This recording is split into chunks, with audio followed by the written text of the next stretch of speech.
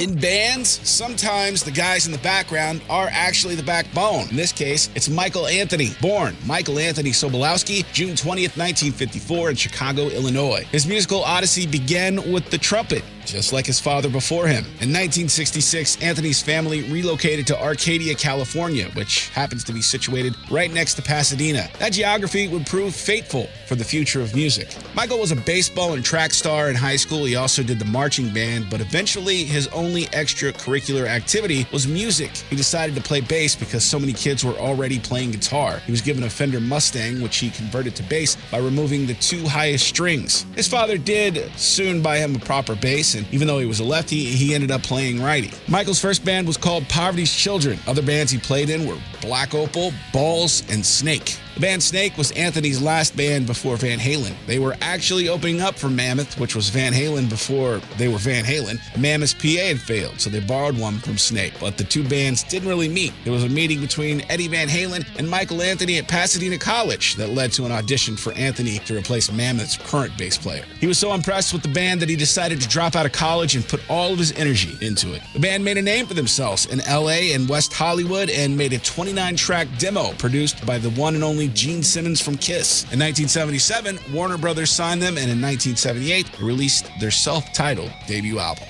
Van Halen was a rocket ship. They would release more hit albums, play to huge crowds, and become a mainstay on music television. The band was a five-way partnership until 1984, when Eddie, Alex, and Dave would pressure Michael to sign away his 20% to them and their manager. This would begin to sow seeds of discontent. But it would be many more albums and two more singers before he found out he was dismissed from Van Halen. It was a band that he had helped make one of the biggest of all time, and he found out he was dismissed in a post on the internet. But Mike's friendship with former Van Halen frontman Sammy Hagar would lead him to continue his musical career with Sammy's bands. Sammy Hagar and The Circle and the supergroup Chickenfoot, featuring Chad Smith and Joe Satriani, would tour the world and keep Michael Anthony slapping the bass. Michael Anthony's life has been huge. They call him Mad Mike for a reason. He's even got his own hot sauce called Mad Anthony's. His bass lines and backing vocals can never be replaced, and even though his rights from Van Halen were taken away from him in 1984, his contribution to the band can never be erased. And this is his classic rock resume.